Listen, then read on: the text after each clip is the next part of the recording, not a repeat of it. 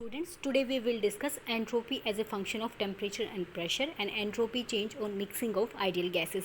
पिछले लेक्चर में हमने किया था entropy change as a function of temperature and volume और हमारी इक्वेशन क्या आई थी,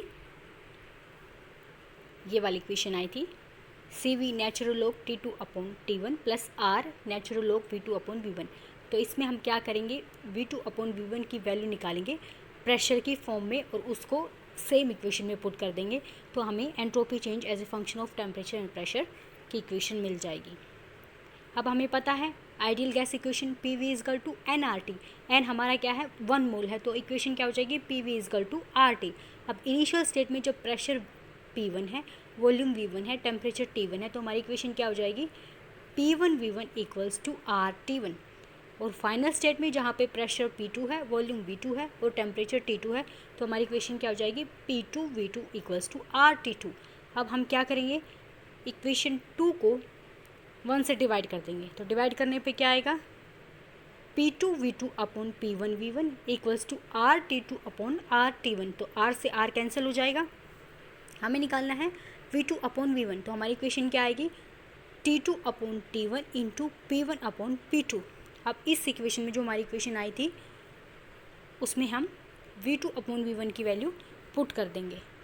पुट करने पे हमारा इक्वेशन ये बन जाएगा CV ln T2 upon T1 plus R ln T2 upon T1 P1 upon P2। अब हमें पता है जो CP माइनस CV होता है R। CP क्या है, heat capacity at constant pressure, CV हमें पता है heat capacity at constant volume, और R क्या है गैस कांस्टेंट। तो हम यहाँ से CV की वैल्यू निकालेंगे क्योंकि हम क्या करें entropy as a function of temperature and pressure, तो प्रेशर का यूज़ करेंगे heat capacity at constant pressure. तो हमारी जो CV है उसकी क्या वैल्यू आएगी CP माइनस R।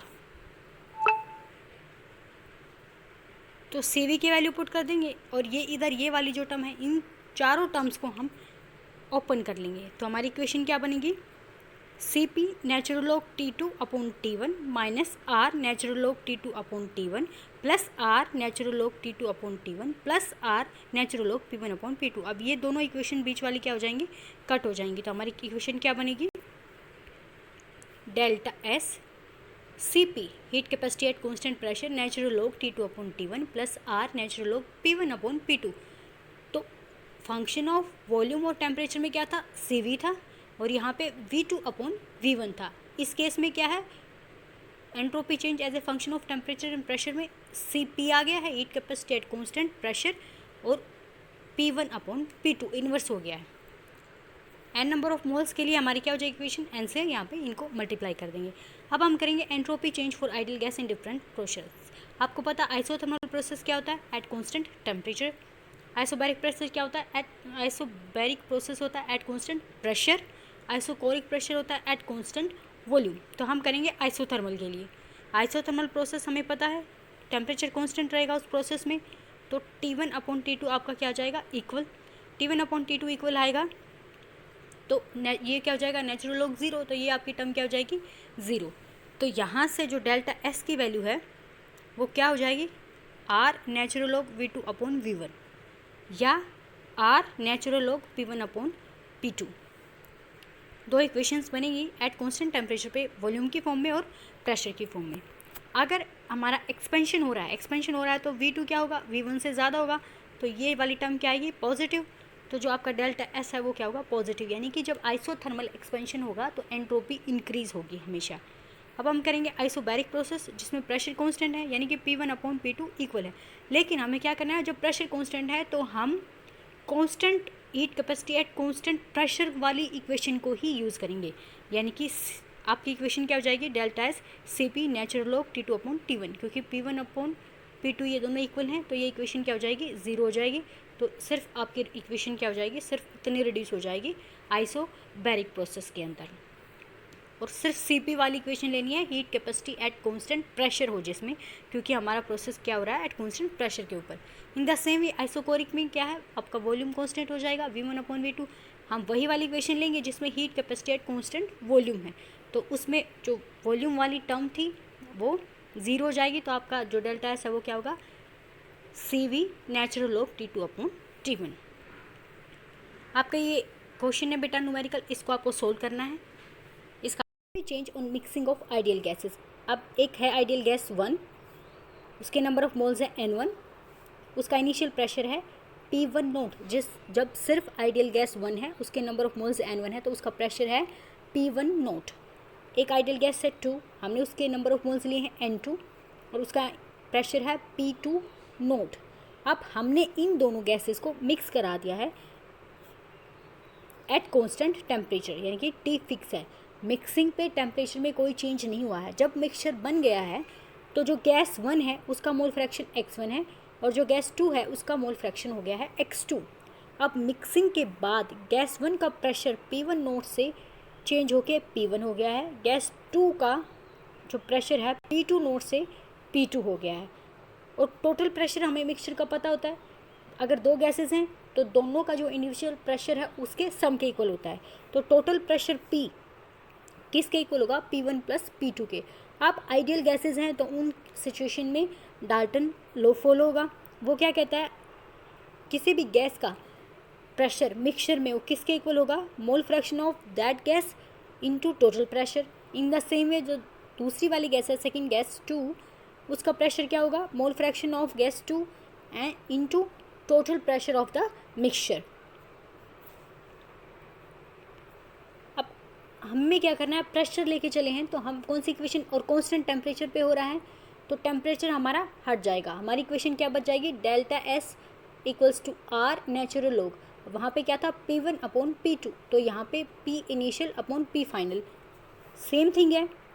अब 1 की एंट्रोपी में क्या चेंज आया है उसको क्या कहेंगे? Delta S1। यहाँ पे उसके नंबर ऑफ मोल्स कितने थे? N1, और उसका प्रेशर क्या था?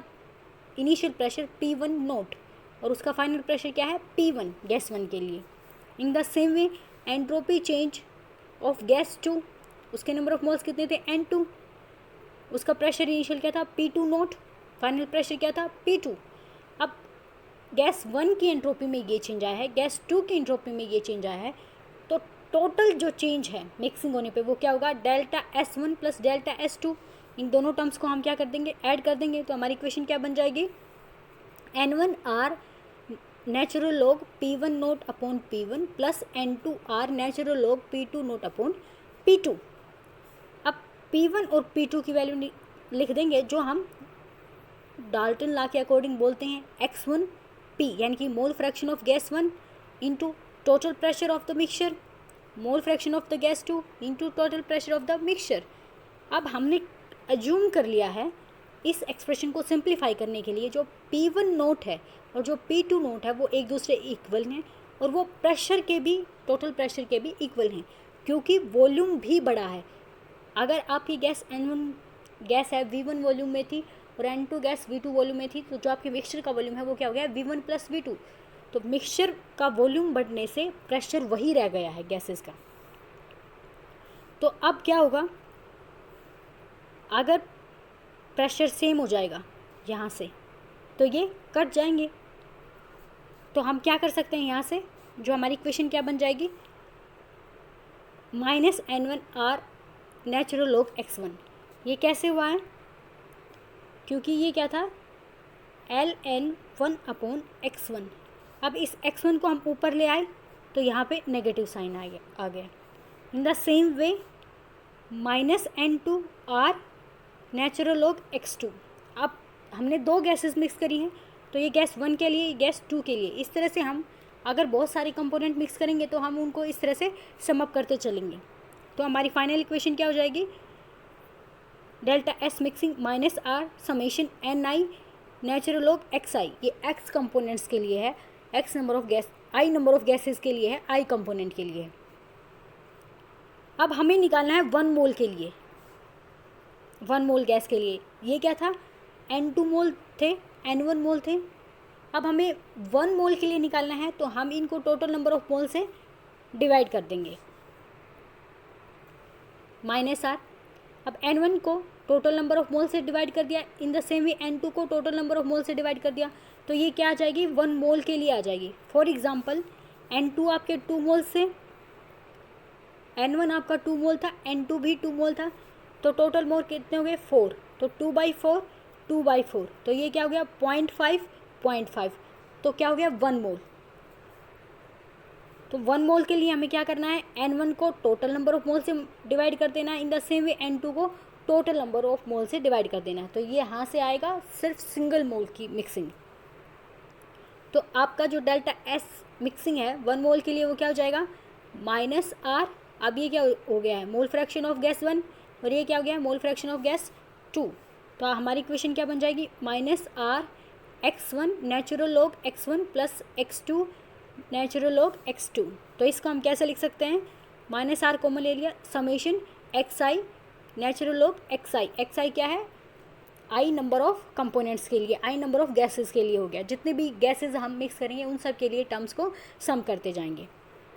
अब हमें पता है मोल फ्रैक्शन किसी भी गैस का हमेशा 1 से कम ही होगा मिक्सचर में, तो आपका डेल्टा एस क्या आएगा, हमेशा पॉजिटिव आएगा। इंट्रोपी, अब जब गैसेस को मिक्स करेंगे तो हमेशा एंट्रोपी इंक्रीज होगी, और इस इक्वेशन में टेम्परेचर वाली टर्म कहीं भी नहीं है।